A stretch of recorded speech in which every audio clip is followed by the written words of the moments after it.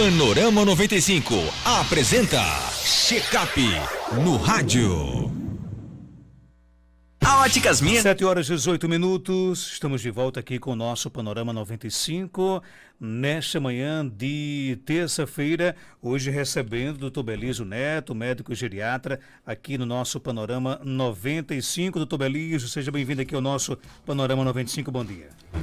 Bom dia, Marcos, bom dia, Geraldinho, bom dia, Pedrinho. Bom dia a todos que nos ouvem, nos assistem. Vou tirar essa máscara. É uma pena, é uma aqui. pena. Eu tô dormindo com ela, viu? Eu durmo com ela, faço tudo. Um cara chegou aqui quando o Botafogo, mas...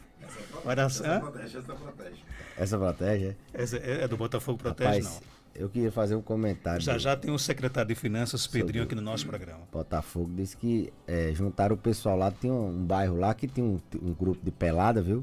Aquele time que o Botafogo jogou. Disse que para poder formar nessa pandemia, muitos contratos tenham sido desfeitos e tal. Eu sei que o nosso assunto não é futebol, mas a notícia boa é que a Justiça parece que liberou aí as transmissões do Flamengo, dos jogos do Flamengo, né? A Globo quer monopolizar tudo, né, rapaz? Impressionante. A eliminada Globo agora foi indeferido e o Flamengo está liberado para transmitir a partida do Carioca. Vai bombar no YouTube, vai ser uma audiência do YouTube.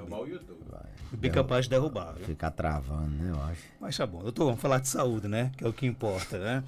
É o seguinte, o sonho de todos é chegar à terceira idade com saúde, de bem com a vida. Isso é possível? Sim, Marcos Dantas. A ideia do envelhecer com saúde, do envelhecimento saudável é exatamente essa. A gente, quando envelhece, a gente tende a ter alterações do envelhecimento, que são alterações fisiológicas, alterações normais, mas a depender de como a gente tem uma idade pregressa, a depender de como a gente cuide da vida, a gente pode ter um envelhecimento bem sofrido, um envelhecimento com muitas complicações, um envelhecimento que a gente diz um envelhecimento não saudável, um envelhecimento patológico, é o que a gente quer evitar. Então a curva do envelhecimento ela pode ser desviada. Se você vem no envelhecimento mal sucedido, a gente pode propor algumas intervenções que façam com que você envelheça de uma maneira mais saudável. Isso em qualquer faixa etária. A gente tem idosos jovens, idosos com 60 anos, tem os idosos mais intermediários de 70 até 80, de 80 para frente são idosos que a gente considera do grupo dos muito idosos. E dentro desses idosos a gente tem aqueles frágeis, aqueles que têm uma reserva menor, que podem evoluir para um desfecho negativo mais facilmente, e os não frágeis, que são as pessoas que aguentam mais a ser submetido a algum estresse, a algum agente que possa fazer a agudização de alguma doença. Então, é possível sim, se a gente precocemente, de maneira preventiva, a gente intervir. E aí como é que seria esse intervir? Desde aquele check-up tradicional, aquela bateria de exames, que a gente verifica exames no sangue para ver função renal, a gente faz alguns exames de coração, pode pedir alguns exames de rastreio de câncer, como mamografia e assim por diante. Então, desde o check-up tradicional, há algumas intervenções na vida, na própria conduta do paciente a nível de medicamento, a nível de orientação de comportamento. Eu vou dar um exemplo. Na avaliação geriátrica, na consulta geriátrica que a gente faz, aplica esse instrumento de avaliação geriátrica, toda ela a gente avalia, por exemplo, cognição.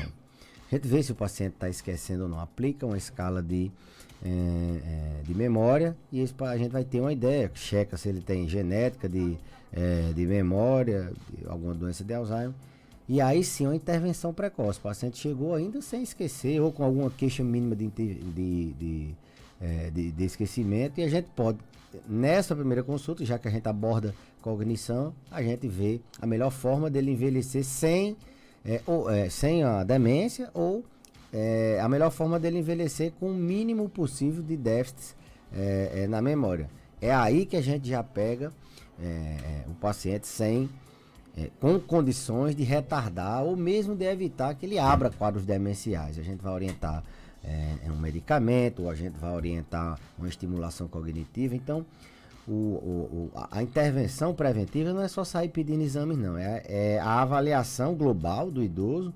E ali a gente propõe identificar algumas,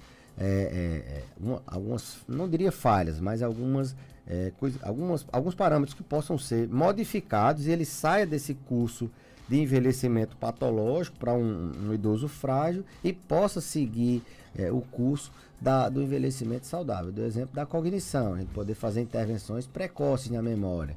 A gente também avalia o humor.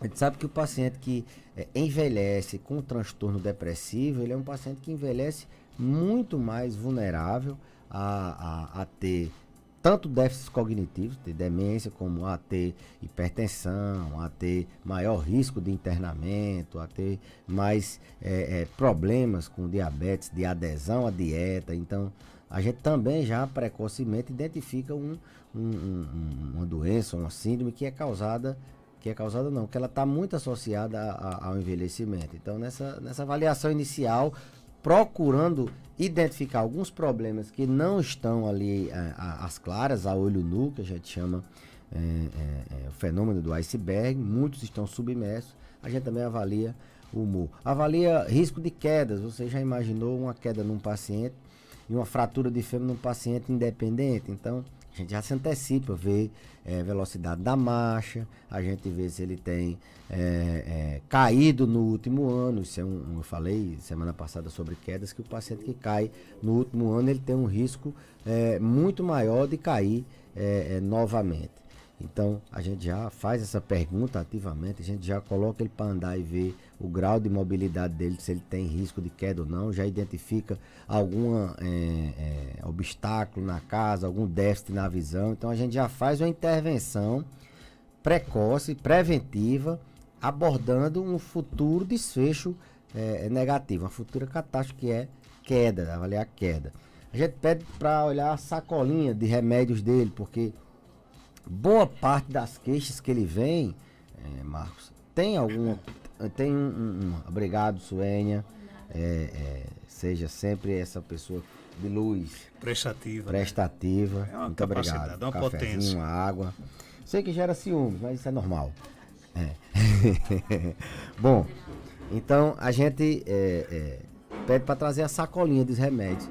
As pessoas podem até ter outra ideia, mas a sacola dos remédios faz parte de intervenção precoce para que você possa envelhecer com saúde. Como assim, doutor? Você está tomando um remédio e vem com a queixa de memória. Eu tenho que avaliar se nenhum remédio, já que idosos tomam muitos remédios. Será que algum remédio não pode estar contribuindo? Será que esse remédio pode ser substituído? A gente pode até entrar em contato com algum colega que entrou, ou mesmo a gente que prescreveu, tentar trocar. Será que esse medicamento está atrapalhando sua nutrição e você está tendo muito apetite ou está tendo pouco apetite? Será que esse medicamento não pode estar favorecendo queda? Será que esse medicamento não pode estar dando esquecimento? Então, a intervenção é de olhar os medicamentos e fazer uma avaliação mínima para poder induzir ou não. Isso é intervir precocemente. A gente imagina sempre que ele vai mandar eu fazer uma dieta, vai mandar eu fazer exercício físico e pedir uns exames de check-up. Não é bem assim. A gente faz toda uma avaliação dessas áreas de cognição, de humor. Esse é o diferencial da geriatria na abordagem de um paciente idoso. Ver remédio, ver se esse remédio não está causando aquelas queixas que ele vem, se ele está caindo, se ele está esquecendo, se ele está tendo algum sintoma de humor. Aborda também a questão se ele tem suporte social em casa, se ele tem cuidador, se o cuidador está bem. Então, passa por vacinas e assim por diante. O nosso tema de hoje é envelhecer de bem envelhecer com saúde. Qual o papel da geriatria, né? O que ela pode fazer para que o paciente envelheça realmente com saúde? A geriatria ela tem esse caráter preventivo, né? Prevenção, de intervir, de identificar. A geriatria ela tem um diferencial que é exatamente o DNA da geriatria, essa avaliação multidimensional, essa avaliação global de ver mobilidade, de ver independência, de ver se o paciente ele é cognitivamente, se ele não tem nenhum problema relacionado à cognição, como demência, se ele tem depressão, manejar os medicamentos dele. Bom, então essa parte preventiva, de se antecipar a problemas que são comuns naquela faixa etária, essa geriatria preventiva. Além disso, orientar qual atividade física, qual a melhor dieta, sempre tendo cuidado em não desnutrir o paciente, já que eles desnutrem mais fácil do que o indivíduo idoso, e solicitar os exames, como eu falei, adequados àquela faixa etária. Ela tem um papel também no tratamento e no gerenciamento das comorbidades, das multimorbidades, das doenças da terceira idade. É a especialidade que não trata uma doença, ela trata aquelas várias, ela acompanha aquelas várias doenças, pode ser junto com o especialista ou algumas que são próprias da velhice, a gente consegue manejar de maneira satisfatória. Então ela previne e faz intervenções, sempre buscando o envelhecimento melhor possível, ela trata, maneja, acompanha o paciente com essas múltiplas doenças, aquele paciente tem várias doenças, qual especialista em várias doenças na terceira idade? É a geriatria, ela quem tem essa expertise. E ela reabilita, ela previne, ela trata e ela reabilita.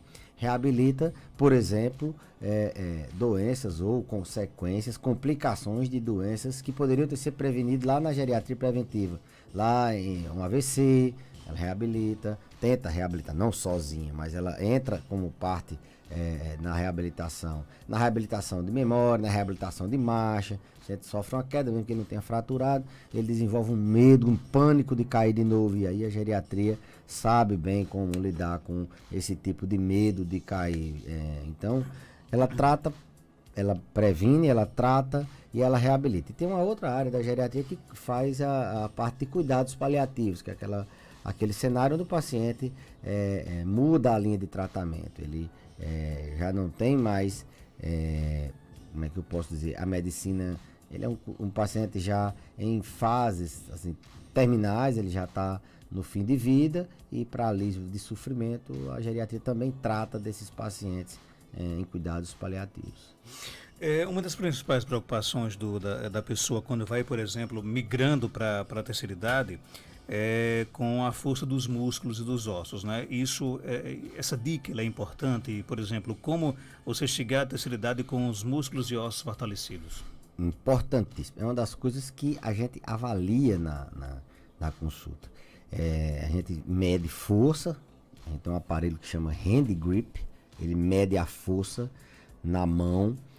Essa força ela tem uma validação. Para homens o valor é tal, para mulheres o valor é tal, e a depender do IMC, índice de massa corporal, a gente tem uma ideia se ele está perdendo força. Se ele está perdendo força, ele está perdendo músculo, ele está perdendo massa muscular. A gente mede circunferência de panturrilha, pega uma fita e mede o tamanho da batata da perna. E ali é uma reserva de músculo que dá uma ideia do todo. Então a gente tem essas ideias, tem essas duas medidas que são medidas assim mais a grosso modo. A gente pode, lógico, aprofundar a investigação de uma sarcopenia, que é o termo que utilizamos para definir essa perda de massa com perda de força muscular inerente ao envelhecimento. A gente pode pedir densitometria do corpo todo, pode pedir exame de bioimpedância, pode pedir uma ressonância para ver se mede a quantidade de músculos. Mas uma das medidas que a gente mais intervém é nessa perda de músculo. A gente está percebendo que o paciente está baixando circunferência de panturrilha, perdendo força. A gente precisa fornecer um aporte proteico maior e intensificar uma atividade física contra-resistida naquela pessoa. Ela está perdendo músculo, ela está atrofiando. Nos ossos a gente também faz algumas intervenções para que ele não possa fraturar. A gente sabe que às vezes a gente pede uma densitometria. A osteoporose é uma doença que ela não causa dor, geralmente, então o paciente tende a achar que não sente nada, não vai ter problema. Um dos grandes erros das pessoas idosas é só ir para o médico quando está doente e não se antecipar ao problema. A pessoa com muitos anos de vida, ela tem que ir regularmente, tem que ser acompanhada, tem que fazer revisões periódicas, e a gente lamenta quando só vem quando está com a gripe, só vem quando sofreu uma queda, só vem que aí abandona, não volta mais, e outras coisas que a gente poderia intervir não consegue intervir. Então, essa questão de perda de massa muscular e perda de massa óssea, a gente identifica através de alguns parâmetros, através até mesmo da mobilidade do paciente, e intervém com atividade contra-resistida, melhorando a proteína, tirando algum medicamento que possa estar dificultando ele andar, tratando uma doença arterial que pode causar dor nos pés, ajeitando, vendo a própria deformidade dos pés, alguma dor que possa estar limitando dele trabalhar esse músculo. E nos ossos, como eu falei, a gente tem uma atuação de tanto manter a estrutura óssea, tratando doenças degenerativas, como artrose, e tirando o paciente da dor, logicamente, como se antecipar a uma fratura. A gente pede a densitometria e aí identifica se o paciente tem risco de queda, trabalha a queda, evitando queda, tratando todos aqueles problemas que falamos no programa, visão, audição, equilíbrio, medicamento pode causar queda, e colocando ele num ambiente seguro e passando o remédio para tratar a osteoporose. Então, um conjunto, a gente intervém no músculo, essa síndrome que você perguntou, você, em outras palavras, falou, mas é uma síndrome que a gente chama de osteosarcopenia. É o osso e o músculo fracos, que a geriatria identifica. A gente sabe que em 1 ano, 2, o paciente vai ter um problema sério. Ele vai cair, ou ele vai parar de andar, ou ele vai começar a andar mais lento, ou ele vai ter alguma consequência. As famílias, às vezes, os pacientes não conseguem ter essa visão antecipada. A gente, com medidas simples na consulta que podemos fazer, a gente consegue identificar e evitar um desastre breve. E aí é onde a gente diz que é uma intervenção preventiva e que vai recolocar o paciente no caminho do envelhecimento saudável. Você abordou um paciente, você melhorou, diminuiu o risco de queda dele, você melhorou o humor dele, você melhorou a memória dele, o risco dele demenciar. Manteve ele num risco cardiovascular melhor possível. Esse paciente, inevitavelmente, ele não vai envelhecer. Pode até ter algum acidente de percurso, mas, na média, se você faz essas intervenções, mesmo que seja um paciente já muito idoso, você vai, sim, propiciar um caminho para envelhecer sem doença. Não é fazendo só aquele check-up ou passando uma vitamina, que as pessoas às vezes querem, que você vai envelhecer bem. Não, você tem que tratar o que você identificou, mesmo que o paciente não valorize. Abraçar aqui a nossa amiga Graça Vasconcelos. Bom dia, gosto muito das dicas do Dr. Belizo, pois são boas para cuidar melhor dos nossos idosos. Estou em Pedra Lavrada, na Paraíba. Um abraço para a Graça e os nossos amigos paraibanos. Maria Lúcia Fernandes pergunta: tem um cunhado, 15 anos, que tem mal de Parkinson. Aí agora, Dr. Belizo, parou de andar e tem uns tremores muito grandes. O que você acha que pode ser? A evolução do mal de Parkinson, né, da doença de Parkinson, as fases mais avançadas travam o indivíduo numa cama, numa rede ou numa cadeira. Ele fica com a mente preservada, e muitas vezes, quando não é muito avançado, nas fases muito, muito avançadas, ele perde a cognição. Mas ele trava ali numa cadeira e não consegue se mexer. Uma das características da doença de Parkinson é exatamente essa rigidez. Ele fica duro, sem conseguir mobilidade, porque ele tem um déficit no neurotransmissor chamado de dopamina. Aí talvez Parkinson a gente trata com medicamento, com a levodopa, com outros medicamentos, e fisioterapia e fonoterapia. Mas nesse caso, principalmente, ajustar a medicação e tentar ver o que é que ele pode minimamente ainda andar. Ele ficar numa cadeira, 15 anos de Parkinson, ele já deve estar numa fase mais avançada de doença. Rever esses medicamentos, não tem como a gente fracionar melhor a levodopa, não tem o que a gente associar algum medicamento, ver se a gente não pode fazer uma intervenção com fisioterapia e assim por diante. Ok, tem outra pergunta aqui chegando do nosso Facebook, né? Kelly Cristina, moro em Serra Negra, tenho 41 anos de idade, tomo muita medicação de controle e agora comecei a esquecer as coisas. Tomo medicação de fibromialgia, pânico e uma lesão na coluna, sendo que todos são de controle. E eu ando conversando normalmente e me sinto memória lenta. Seria por causa desses remédios ou não? Sim, uma das principais causas de esquecimento é remédio, sim. Tem doença, mas remédio também dá muito esquecimento. Ela falou de fibromialgia, falou de pânico, sempre doenças que trazem como tratamento alguns medicamentos que causam esquecimento. Os benzodiazepínicos, aqueles medicamentos de receitar usuários dão esse tipo de esquecimento, que a pessoa quer lembrar de uma coisa e não lembra, esquecimento de curta duração. Tem os anticonvulsivantes que são muito utilizados para dor, no caso da fibromialgia, também causa esquecimento. Tem os antidepressivos tricíclicos, que também são muito utilizados para fibromialgia, para pânico e para dor na coluna. Então, ela está com 3 doenças que, se a gente escolher os medicamentos que favorecem muito o esquecimento, ela pode estar com 3 classes de medicamento que dá esquecimento. Nessa idade não é tão comum esquecer. Outra pergunta aqui chegando, doutor, meu pai tem 70 anos de idade e está ouvindo muito pouco, é normal isso? Quantos anos? 70 anos. Perder a audição aos 70 anos de idade? O envelhecimento, ele cursa, Marcos, com perda dos órgãos do sentido, né? Então a gente tende a perder audição, a gente tende a perder visão, a gente tende a perder olfato, paladar, a gente tende a perder tato. Então os idosos, eles têm mais problemas auditivos, por isso que os idosos usam mais aparelhos. Eles têm mais problemas visuais, eles usam mais óculos. Eles têm o olfato ruim, o sabor ruim, por isso que eles não têm tanto sabor, tanto paladar, eles se alimentam de maneira inadequada. Então é normal sim perder a audição com o curso do envelhecimento, mas eu queria atentar que a principal causa de perda auditiva no idoso, por incrível que pareça, é rolhão de cera.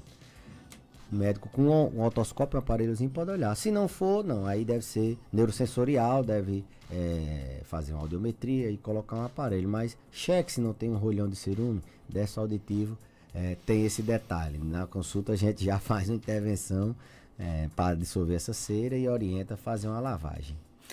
Doutor, obrigado pela sua participação. Até terça-feira, se Deus quiser. Até terça, se Deus quiser, Santana permitir. Vamos começar o mês de julho, né? Com a máscara do Flamengo, né? Máscara do Flamengo, rezar para Santana. Vamos ser campeão carioca, se Deus quiser. Tá tudo bem encaminhado. Acho que nem pensar em força negativa. As preocupações são outras de flamenguista. Um abraço.